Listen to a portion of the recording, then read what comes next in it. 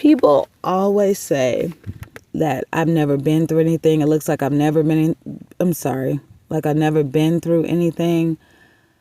I've been through some painful, hurtful, SHIT, some really painful stuff. And I was watching Farm Chores, right? The Farm Chores guy. Look him up. He is hilarious. Anyways, I was watching him and he was giving out a message of, you know, basically his message was don't settle. You deserve more. That's what his message was. And for some odd reason, it took me back because normally for the last almost 7 years, I just stopped feeling, stopped caring, just stopped, just stopped. And it made me go back to the time I dated a man off and on for 23 years. Same guy. I put him first above any and everybody when it comes to male relationships. Only person I didn't put him above was my son and my father.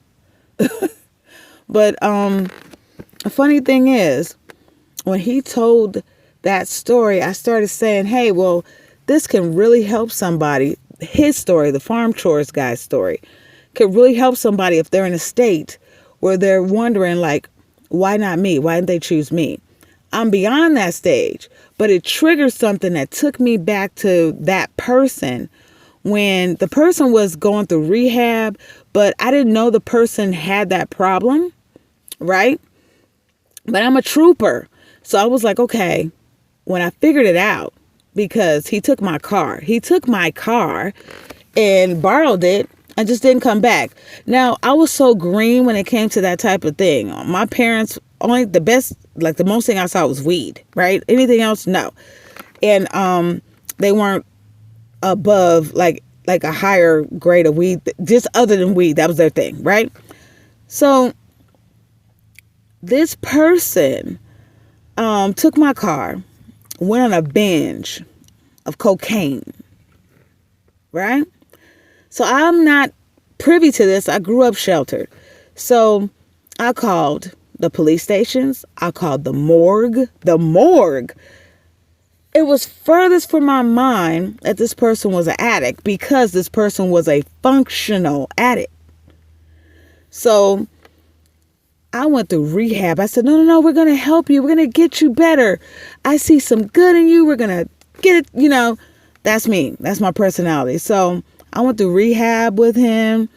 I figured out, I'm good at figuring out people's skills and turning it into magic. So I figured out what he was good at, had him making regular salary plus his bonuses was over $4,000 a month. And this was over 15 years ago. That's good money, right? So this person, after we went through all this, he was cheating on me with a coworker. And after the Farm Chores guy told me, hold on, I got to extend it. After the Farm Chores guy, I'm back, was talking about you deserve more. I went back to that space where it truly hurt me. I didn't get over that for 9 years. 9 whole years. No joke, 9 years. This person looked me in my eye. But let me back it up. He was cheating at work. He lied about it. He said, I need to go into my apartment. This is before I had a house. So I had to go. He said, you stay in your apartment. I stay in my apartment. And we're going to work on our relationship. I told you, I was young. I was green. So as soon as he gets into his apartment, he pursues the person he's been cheating on me with. And I find out he looks me in my eye. After all the things I went through with him, his rehab, all this stuff, getting him straight, getting him a job, all that. He looks at me and says, I'm not in love with you anymore. He says, you don't make me feel like a man. I'm very aggressive when it comes to my life. I know what I want. I know what I expect. I know what I deserve. And I'm adamant always about chasing that, right? Until I reach whatever goal it is. So he didn't feel comfortable around that. So there you go. So this particular woman, no disrespect to anyone, but she was a floozy type. She let him have sex with whomever. She would do like rent women for him and They would, like for his birthday, she showed up in a limo with girls inside. So they all had sex, that type deal. So when I found all this out, because I'm not that girl, I'm not doing that for you. So sorry, I can't do it. But anyways, he told me he wasn't in love with me anymore. But this was the kick in the stomach.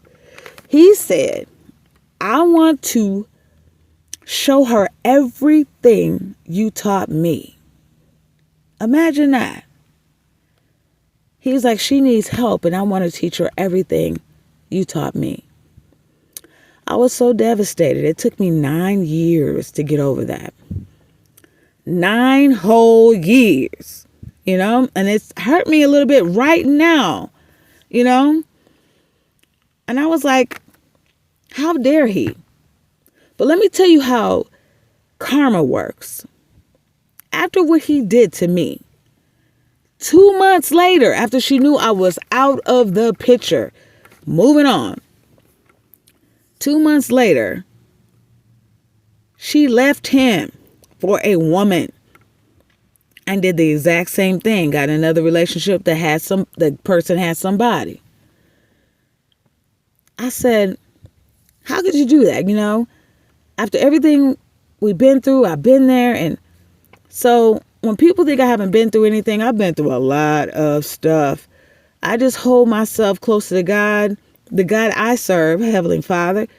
And that's what has got me through a lot of stuff. And that hurts me right now. So when people say you're so standoffish, when I think you're trying to hurt me, I shut all the way down. That's just what it is. And then this the fact that he looked me in my eye and said that cut me to the core. On top of that, so I told you we dated off and on for 23 years, right? But I never forgave him, ever. Hold on, I gotta stop it. Okay, I'm back. So, what happened was we dated off and on for 23 years. I always put him first, above every man, not my child or my father, but every man. If I was trying to see somebody, he was top notch. He was just priority. I'm one of those people, I don't like a lot of hands in my lunchbox. You know what I'm saying? And on top of that, I don't like change a lot. Even though it could be good for me, I don't like it. I'm used to routine. But the tripped out part was, this is the kicker. This is the kicker. So I date him until I find Garland, the person who is the nightmarish, hell-ish person that did this to me right now. Okay.